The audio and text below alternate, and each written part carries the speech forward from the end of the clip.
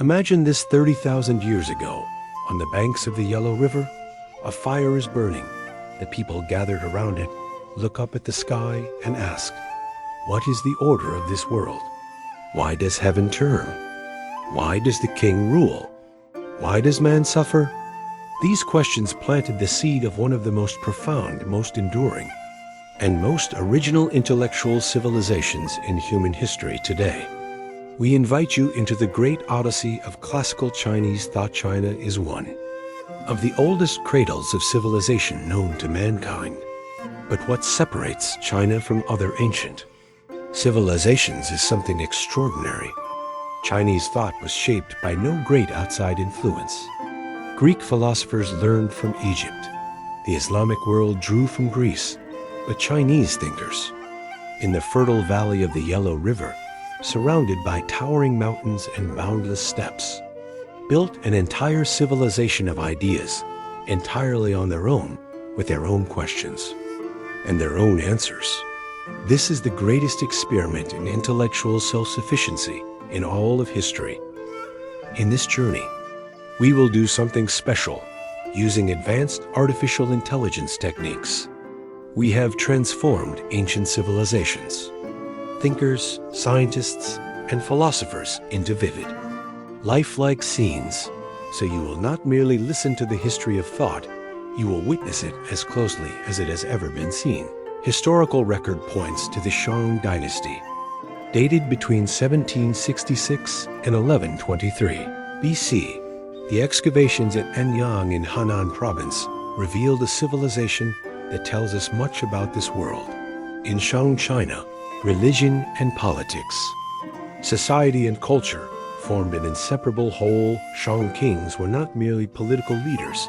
They were the sacred bridge between heaven and earth. They mediated between the people and the gods. And through divination, they sought to read the future. And what was the medium of that divination? Animal bones and tortoise shells questions were carved into them. They were held to fire, and the cracks that formed were interpreted: will rain come? Will we win the war? Will the harvest be plentiful? The god Ti, later Shang Ti, meaning Supreme Lord, was the recipient of these questions. And this belief in Shang Ti was the earliest seed of China's idea of a transcendent god. The cracks in those tortoise shells are the first written questions of humankind in 1122 BC. The Shang Dynasty was overthrown by the Zhou people advancing from the west. But the Zhou brought with them something far more revolutionary than a new dynasty: the idea of Tianming, the mandate of heaven. According to this idea, power does not arise from force alone, but from moral legitimacy. Heaven supports the just and the virtuous. Those who stray from justice lose their mandate. The fall of the Shang was thus presented not as a conquest, but as a cosmic act of justice. This idea left an extraordinarily deep mark from that point forward. Every dynasty's rise and fall in Chinese history was interpreted within this cosmic framework. Power was temporary, but the mandate of heaven was eternal, and this gave birth to a cyclical understanding of history. Empires rise, reach their peak, decay, and fall. Then a new one comes. History is not a line, it is a wheel. The Zhou dynasty lost its capital in 771 BC and began to fragment slowly. This fragmentation was a catastrophe, but it was also an extraordinary freedom, where central authority weakened. Different ideas took root in the courts of local states as the feudal structure dissolved. The specialists who had served the old aristocracy, masters of ritual, warriors versed in the art of war, diviners, nature philosophers lost their positions and mixed into the common people. All they had left were their ideas, and they set out to sell those ideas. The period between 403 and 222 BC, known as the Warring States period, was China's bloodiest age, but it was also the stage for one of the greatest intellectual explosions in the history of mankind. Historians call this era the spring of 100 schools. Hundreds of thinkers offered hundreds of different solutions to hundreds of competing princes. The search for meaning in the midst of chaos. It is the birthplace of classical Chinese philosophy. Now we come to the first and greatest of all these voices in 551 BC. In the state of Lu, in southern Shandong, a child was born into a modest family.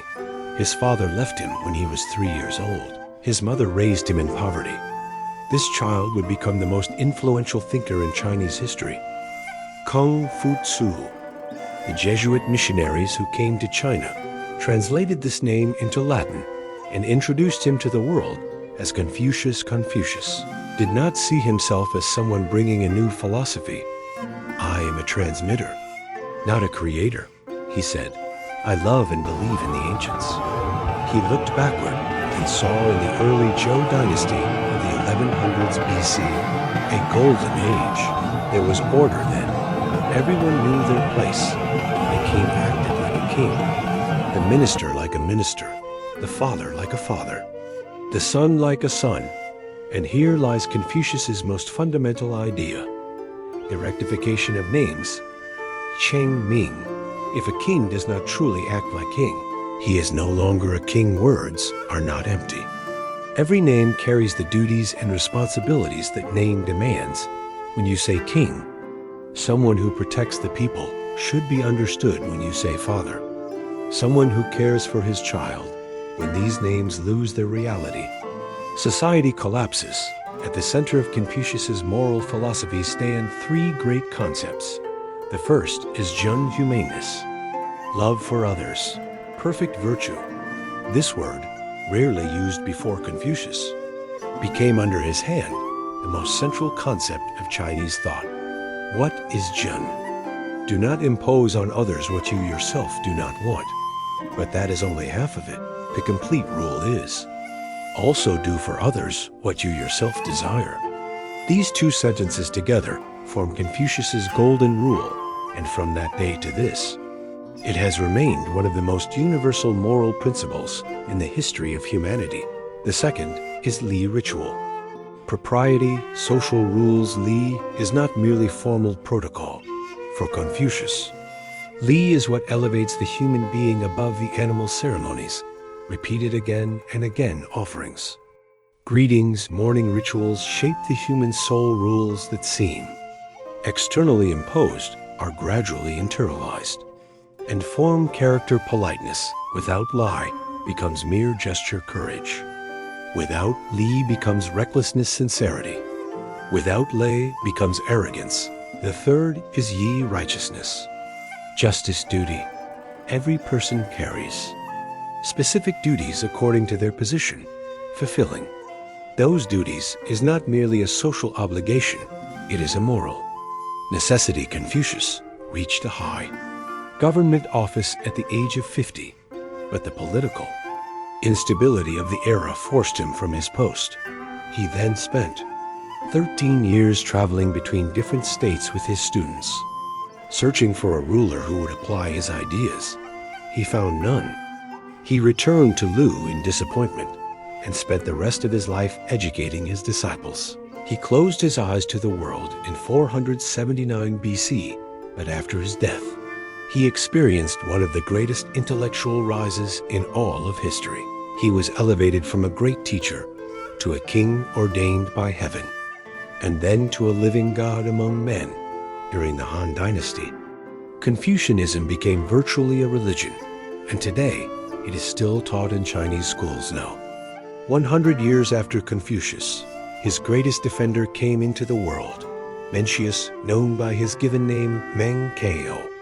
This thinker studied under the disciples of Confucius's grandson and saw himself as the legitimate heir of this great tradition. Mencius answered the greatest question Confucius had left unanswered. Is human nature fundamentally good? And his answer was clear. Yes, human nature flows toward goodness, just as water flows downward. To prove this, he used a powerful example. Anyone who sees a child being dragged toward the edge of a well will instinctively leap forward to save it. They do this for no reward, from no fear of punishment. This pure, uncalculated reaction that is the moral core of humanity. According to Mencius, human beings are born with four fundamental moral sources: the feeling of compassion, the seed of Shun; humaneness, the feeling of shame and moral revulsion, the seed of Yi; righteousness, the feeling of humility and modesty, the seed of Li; ritual propriety, and the capacity to distinguish right from wrong, the seed of Z; wisdom. These four seeds exist in everyone, but whether they grow depends on education and environment. In his political philosophy, Mencius went even further. According to him, the most important element in a state is the people. Second are the spirits of land and grain. Last and least important of all is the king. This was an extraordinarily bold statement for the 4th century BC, and he added, "If a king fails in his duty to the people have the right to remove him from the throne." Revolt against a king is not revolt against a king, because to revolt against someone who is not a true king is not revolt at all. Mencius traveled from state to state for 40 years. Searching for a ruler who would apply his ideas, he found none. In retirement, he wrote with his disciples the book bearing his name. That book is still counted today as one of the 4 fundamental texts of Confucianism from within the same tradition. A completely opposing voice rose: Hsun-Tzu, known by his full name Shun Huang. This thinker was the most systematic interpreter of Confucius, but he differed from Mencius on one fundamental point. According to Hsun-Tzu, human nature is evil. The desires we are born with, the craving for sensory satisfaction, selfishness if left unchecked, these will drag society into chaos. Goodness is not natural. It is an artificial achievement without education, rituals, laws, and the guidance of masters. The human being is no different from an animal. But he also said this: the human being is educable, and that is not a hopeless picture. On the contrary, it is proof of how vital education truly is. Rituals and ceremonies, in Hsun-Tzu's hands, cease to be merely moral tools. They become mechanisms of social control. Li is the glue that holds society together. The framework that restrains Desiri. Sun-Tzu also radically transformed China's understanding of heaven for his predecessors. Heaven was a moral being that intervened in human affairs. Hsun-Tzu rejected this heaven as simply the sum of natural phenomena, nothing more than the alternation of yin and yang. Rainfalls or wars are lost with no relation to heaven. Rather than praying to heaven, human beings must understand heaven's laws and act accordingly. This was a great step toward secularization in the history of Chinese thought. Now, the most powerful challenge to Confucius came from an entirely different direction. Mo Tzu or Mo Tzu emerged from the lower classes of society. In the 5th century BC, he was initially a Confucian, but he saw that Confucianism did not work in practice. Aristocratic ceremonies and 3-year mourning traditions made the poor poorer, music entertained the palace while the people went hungry, and Confucianism's hierarchical love your family, was the very source of conflict between human beings. Mo Tzu's answer was clear: GNI, universal love without distinction. Love another's family as you love your own. Protect another's country as you protect your own. The wars, massacres, and oppressions that plague the world, all of them stem from what he called discriminatory love. People placing themselves and their own group above others. Mo Tzu was also opposed to war. Absolutely. He showed that aggressive warfare was not only morally wrong, but practically destructive. He criticized music, elaborate ceremonies, lengthy mourning customs. All of these were luxuries that depleted the welfare of society. Utility was the measure of his morality. What is beneficial to the state and the people is good.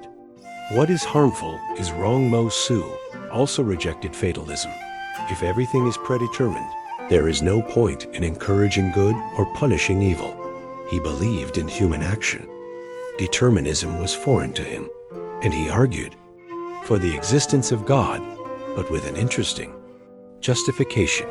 The existence of God and a system of reward and punishment serves as a necessary source of motivation for the practice of universal love-omohism became a rival, equal in strength to Confucianism between the 5th and 3rd centuries BC. But the book-burning campaigns of the Qin dynasty destroyed the vast majority of Mo's texts, and by the cruel irony of history, the school that championed the most universal love became one of the greatest victims of intellectual massacre. The most unusual school of thought in the warring states period was perhaps the school of names Mencius, by the standards of the dominant schools of the time. These were dangerous people. They made the wrong seem right and the right seem wrong. They advanced absurd paradoxes. But beneath the paradoxes lay a profound philosophical question. Do names reflect reality? Or is reality itself nothing more than the relative play of names? This school had two great figures. Huishi argued for the relativity of all things. The sun at noon is the sun already setting. The creature being born is the creature already dying. The universe is in constant change, and there are no absolute fixed categories. He is, in a sense. A Heraclitus from the East, Kang Sun Lung, argued the exact opposite. Universals are absolute and unchanging, and he put forward his most famous proposition. A white horse is not a horse. Absurd? No, consider. Horse refers to a shape. White refers to a color. These are different concepts. When a white horse is requested, a black horse cannot be given. Therefore, a white horse is something different from the abstract concept of horse.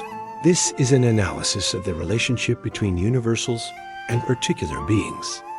Constructed in China in the 4th century BC, the School of Names could have established a tradition of systematic logic in China, but it could not because the philosophers of the era were concerned with practical problems. It is of no use to the people, was the verdict.